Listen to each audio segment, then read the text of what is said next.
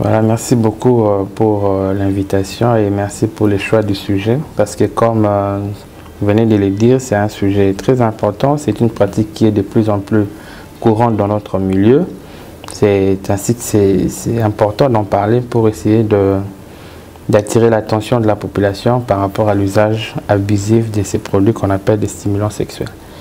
Et au fait, ce qu'on peut appeler les stimulants, ce sont des produits, ça s'appelle des produits médicaux traditionnels ou médicaux modernes qu'on prend dans le but d'accélérer ou bien d'augmenter, d'accentuer la libido et donc l'activité sexuelle. Ce sont ces produits-là qui augmentent, quand je dis augmenter la libido ou augmenter l'érection, c'est-à-dire qui donnent beaucoup plus envie et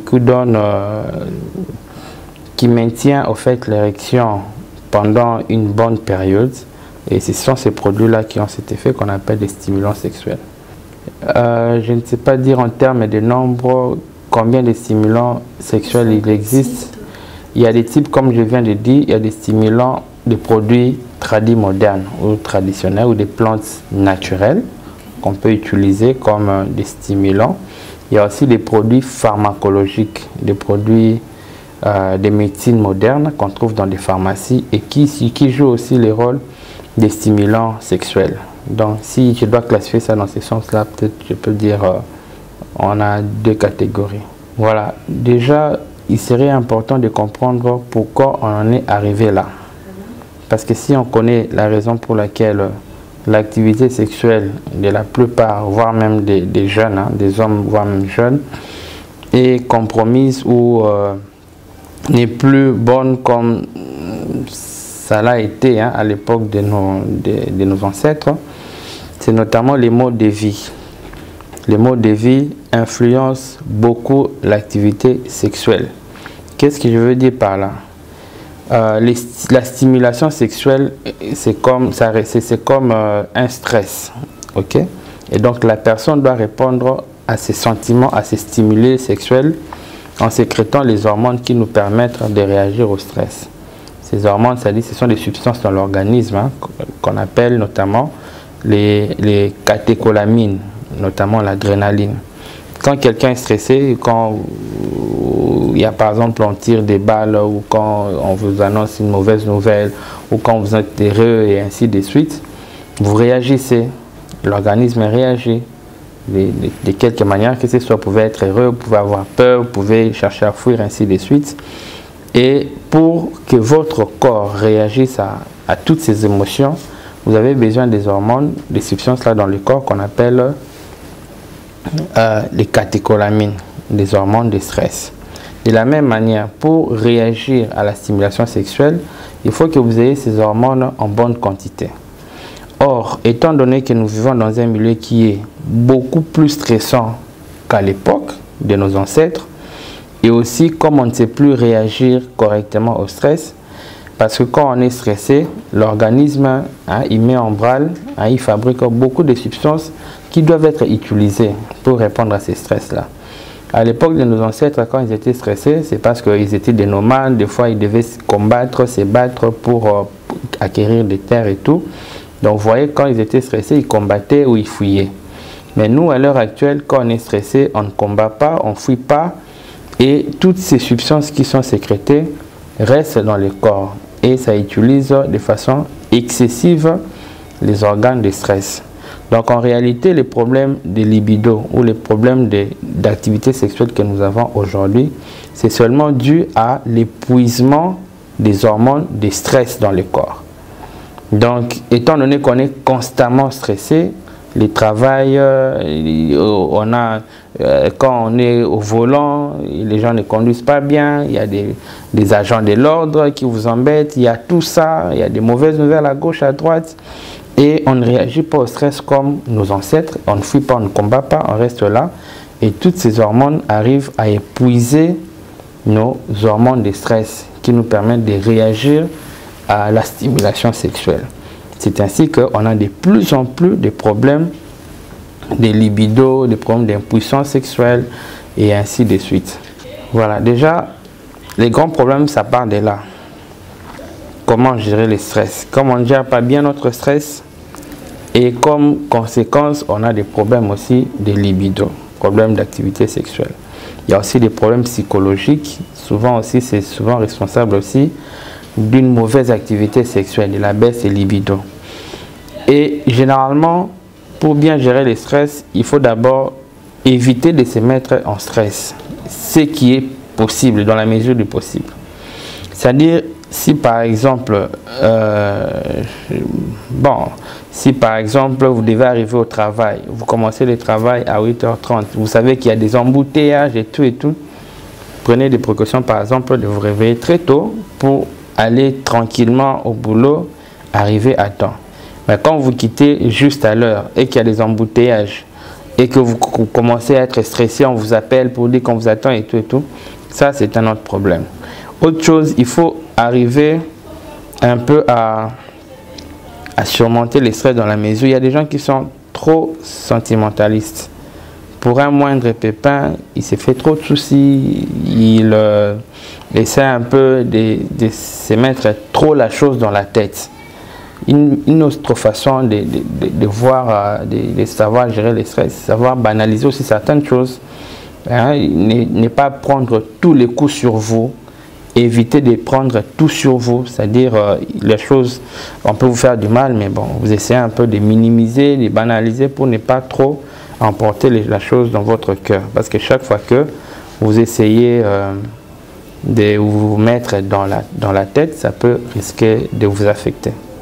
Oui, voilà, comme je venais de dire, que nous avons deux types de stimulants sexuels. Il y a des stimulants qui sont des produits naturels, hein, des produits traditionnels, et des produits qui sont des médicaments modernes, que vous avez appelés produits synthétiques, qui sont des médicaments fabriqués dans des laboratoires et tout. Il y a une différence entre les deux, dans la mesure où la plupart des médicaments proviennent des plantes. Mais la différence entre les produits modernes et les produits traditionnels, c'est que dans les produits modernes, on prend seulement les principes actifs, c'est-à-dire la partie de la plante qui est responsable de l'effet escompté dans ces médicaments. On essaie de doser ça, on voit à quelle dose on doit donner à la personne pour que ça produise les effets, et quelles sont les doses toxiques, et quels sont les effets secondaires quand vous surpassez la dose. On étudie même les possibilités d'avoir l'antidote en cas de surdosage, parce que ça peut arriver. Malheureusement, dans les produits modernes, on vous dit par exemple, vous prenez des écorces d'arbres, et puis on va piler, vous mélangez avec de l'eau et tout, et puis vous buvez 1 verre par jour ou 2 verres par jour. Vous comprenez que quand vous faites ça de cette façon-là, vous buvez non seulement le principe actif, mais aussi des impuretés dont vous n'avez pas besoin. C'est ça les grands problèmes avec les produits modernes, ou les produits traditionnels, ou les produits naturels seraient. Parce que là, quand on vous prescrit ça, on n'a pas pris soin de séparer les principes actifs avec les déchets, les produits dont vous n'avez pas besoin. Et c'est souvent ce qui est décrié parce que ces déchets-là sont responsables des problèmes rénaux plus tard. Dans le produit naturel, j'ai entendu parler aussi, nous entendons parler, on parle de produits naturels, mais on parle aussi de fruits naturels, de légumes qui sont aussi... Oui, là je parle des produits naturels, les produits qui ont une visée médicamenteuse, n'est-ce pas? Évidemment, comme je venais de dire tantôt par exemple que les grands problèmes avec les faiblesses sexuelles que nous avons, c'est notamment lié à l'épuisement des hormones de stress. Et donc, pour éviter cet épuisement, il y a aussi une alimentation qui est adaptée. Et c'est cette alimentation-là qui vous permet de vous maintenir en forme sans pour autant que vous arrivez à avoir besoin des produits, des stimulants sexuels. Donc, quand on a une alimentation équilibrée, c'est-à-dire une alimentation qui comprenne des vitamines, des oligo-éléments, des protéines, et tous les nutriments dont vous avez besoin, qu'on trouve généralement dans les fruits, dans certains légumes, vous n'aurez pas ces problèmes-là de l'impuissance sexuelle et tout ça. Mais quand l'alimentation n'est pas correcte, n'est pas adaptée, n'arrive pas à restaurer les hormones que vous avez, des stress qui sont épuisés, c'est alors qu'on en arrive finalement à utiliser les produits soit naturels ou des produits modernes dans les buts d'avoir une stimulation sexuelle. Mais une alimentation équilibrée vous prévient de tout ça. Justement, les produits naturels, les grands problèmes, ce que j'ai dit tout à l'heure, c'est que Dans les produits naturels, on n'a pas isolé les principes actifs. Quand on vous dit, prenez une bouteille, 2 bouteilles par jour, dans cette solution-là, vous avez les principes actifs, c'est-à-dire ce qui produit l'effet, mais vous avez aussi beaucoup de déchets. Or, c'est les reins qui en pâtissent, c'est les reins qui essayent un peu de filtrer les sangs. Et quand on filtre, les reins filtrent les sangs et qu'il a beaucoup de déchets en son sein, ça peut arriver à boucher les reins. De plus en plus aujourd'hui, on remarque qu'on a aussi des problèmes d'insuffisance rénale. L'une des grandes causes d'insuffisance rénale, c'est notamment l'abus des produits naturels ou des produits traditionnels pour quelque raison que ce soit. Qu'il soit pour des impuissances sexuelles, que ce soit pour traiter les diabètes ou pour traiter... Parce qu'aujourd'hui, on voit les praticiens, ils soignent pratiquement tout. L'usage des produits traditionnels expose fortement à des insuffisances rénales. Donc moi, je les déconseille très fortement. Oui, ça dépend maintenant, ça dépend des types de stimulants que vous avez produits. Bon, ça peut passer, hein, sans pour autant que ça entraîne un problème donné. Tout comme ça peut aussi entraîner des complications telles que le priapisme. Le priapisme, c'est une érection douloureuse, irréductible et involontaire. Donc l'homme est en érection, pas parce qu'il le veut, et le priapisme, ça peut même entraîner une destruction du sexe, hein, parce que normalement, le traitement, il est chirurgical, il est très urgent. Quelqu'un qui a le priapisme, on doit l'amener à l'hôpital, faire la ponction, hein, donc soutirer du sang du corps du pénis, qu'on appelle les corps caverneux, pour essayer de remettre le pénis à l'état. Mais généralement, c'est l'une des complications les plus dangereuses, hein, donc ça peut détruire carrément le pénis et c'est pas du tout bien. Donc c'est l'une des complications. Tout comme vous pouvez prendre, ça ne fait rien et puis ça passe. Mais sinon ça peut se compliquer le priapisme. Non, pas du tout. Pas du tout. Mais les rapports sexuels, c'est fait pour jouir. Si vous jouissez plusieurs fois, il n'y a pas de conséquences. Oui, il y a de plus en plus... Il y a plusieurs formes, il y a d'autres buvables, il y a d'autres qu'on peut appliquer localement, il y a d'autres qu'on peut injecter, il y en a plusieurs, il y a plusieurs types de produits de stimulants sexuels. Il y a d'autres même, ça crée comme une sorte d'anesthésie du pénis. Et là, ça ne sert à rien parce que quand vous faites les rapports sexuels, c'est pour jouir, c'est pour sentir le désir. Mais si vous appliquez juste pour maintenir l'érection et que vous-même, vous ne ressentez rien du tout, je ne vois pas trop à quoi ça sert. Parce qu'on entend beaucoup de produits à la cité, surtout les produits traditionnels. Il y en a de plusieurs sortes et tout. Il y a des gens qui disent lapin, boma mama ou je ne sais pas moi quoi. Il y en a plusieurs types. Il y a, selon les témoignages de certains, il y en a d'autres qui ça crée comme une anesthésie. Vous ne sentez pratiquement plus rien, mais vous arrivez à faire jouer la femme, mais vous-même, vous ne jouissez pas. Non, pour satisfaire quelqu'un, les rapports sexuels, c'est une science, à la fois c'est un art. Ça dépend de comment vous les faites. Vous n'êtes pas nécessairement obligé de faire 1 heure de temps pour satisfaire votre femme. Le rapport sexuel ne doit pas être très court, non plus ça ne doit pas être très long. On considère que c'est complet et que c'est bien fait quand les deux personnes jouissent. Vous pouvez passer 1 heure de temps, la femme ne jouit pas, tout comme vous pouvez passer 1 heure de temps, l'homme ne jouit pas. Ça dépend de comment vous les faites. Ça vraiment dépend de comment vous les faites. Déjà, ça passe par un dialogue. Il faut que l'homme connaisse sa femme. Qu'est-ce qu'elle aime? Quelles sont ces parties qui sont les plus érogènes, c'est-à-dire les zones érogènes, et partout elle se sent mieux. Chaque femme est particulière. Toutes les femmes ne sont pas les mêmes. C'est vrai que les zones érogènes, c'est-à-dire les zones où la sensibilité sexuelle est plus importante, est connue pour tous, mais tout le monde n'a pas la même sensibilité. C'est pourquoi, dans les rapports sexuels, il faut un dialogue ouvert. Parce qu'il y a des femmes, par exemple, elles aiment qu'on lui fasse telle chose, mais elles n'arrivent pas à dire à l'homme parce que l'homme doit, soi-disant, va penser que c'est une pute, elle connaît trop de choses et tout. C'est ça les grands problèmes. Et quand vous naviguez à vide, tu ne connais pas très bien ta partenaire ou ton partenaire, tu peux tout faire, tu peux même faire 2 heures du temps, mais sans que la partenaire ou les partenaires ne jouissent. Donc je pense qu'un rapport sexuel bien conduit doit passer par un dialogue sincère. Ça, c'est vraiment très capital. Dans la manière de faire le rapport sexuel? La manière de faire, ça dépend. il faut que l'autre vous guide, vous dise ce qu'elle aime ou ce qu'il aime, comment il aime qu'on fasse les choses. Ce n'est qu'à ce titre-là que vous allez fournir moins d'efforts, mais vous allez produire, vous serez efficient. Moins d'efforts, mais vous produisez des bons résultats. Aussi longtemps que les deux partenaires jouissent, que ce soit au premier éjaculat ou au deuxième, c'est déjà bon. On considère que les rapports sexuels est complet. Non, mais justement, ça c'est un problème. En fait, c'est comme ça que j'ai dit, il faut connaître votre partenaire. Si cette femme-là arrive à jouer, ce n'est pas vraiment le nombre de fois que vous faites qui fait jouer la personne. Ça dépend plus de comment vous les faites. Ça dépend vraiment de comment vous les faites. Les femmes ne jouissent pas aussi rapidement que les hommes. Les hommes arrivent à l'érection très rapidement, mais les femmes, ça prend beaucoup de temps. C'est comme ça que pour les femmes, il faut beaucoup de temps de préliminaires. Beaucoup de temps de préliminaires. Malheureusement, les hommes ne sont pas très patients. Quand il est dans ces états, il est très excité. Il a envie d'en finir vite. Et pourtant, la femme, il faut prendre beaucoup de temps dans les préliminaires. Donc, il faut prendre beaucoup de temps, même 45 minutes, pourquoi pas même 1 heure du temps dans les préliminaires. Les hommes ne sont pas généralement patients. C'est comme ça qu'ils y vont rapidement et puis voilà, la femme n'arrive pas à jouir.